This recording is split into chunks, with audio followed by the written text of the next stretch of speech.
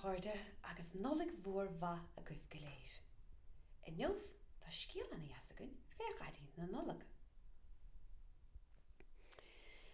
Daddy na nollaig le cáit ní roiir. Ihe nollaig a bhí ann. Bhí scete míní ar liam agus ar óin. Is fadalum go dtuigh Daddy na nollaig. Caisibh dul a choll ar sa mam. Núnaí thucaigh Daddy na nollaig an éair. Ihe bhatha bham agus a ghaid ar sa óin agus liam. Ihe bhatha leanaí ar sa mam agus dad. In áir de staire le liam agus le hón. Chur siad ortha pajami, nig siad iad féin agus scuab siad a gcuid fiacla.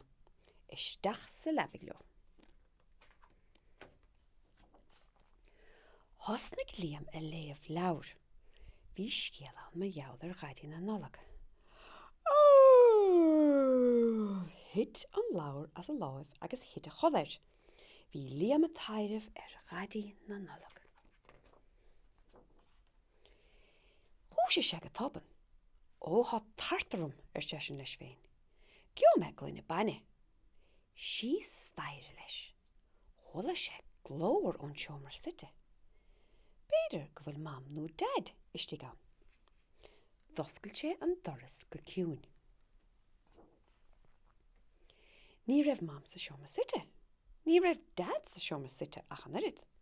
Ach bhí fearr ráran agus inahí ar chaithír fog. Bhí clo jarragar, bhí buadasí dúir, bhí fiasóg ada bhí paca mór dúmh in aice leis. Cé bhí site ar an gcathaoir bhog ach Daddy na nollaig. Ar sa liam. Shh, ar sa Daddy na nollaig. Agus tháig sé a láimh isteach sa faca dubh. Thóg sé amach bosca mór grí agus thug sé dá liame. Nollaig honad duit a liam. Gurb álaigh chuit a ghaidí na nollaig. Cheap liam gur a tairimh a bhí sé. Thún sé thúla agus nuair a d'oscail sé ríistead, chunnig sé cosa ghaidí na nollaig sa tín tán. Bhí sé methe, bhí Daddy na nollaig methe. Díoch liam ar a mosca. D'oscail sé é. Cad a bhí ann ach an taracóir ba dhiise dá bhaca sé riamh. Rug liam an gháilir agus an áir de staire leis go sochar raig. Níor a bhada go raibh sé na chola go sábh. Ba dhearr go raibh sé tairimh. Bin tairimh breáir sa liam leis féin nuair a dhúise sé ar maidin. Sé an trúan ná fuilt sé fíor. Amachas an labig le liam.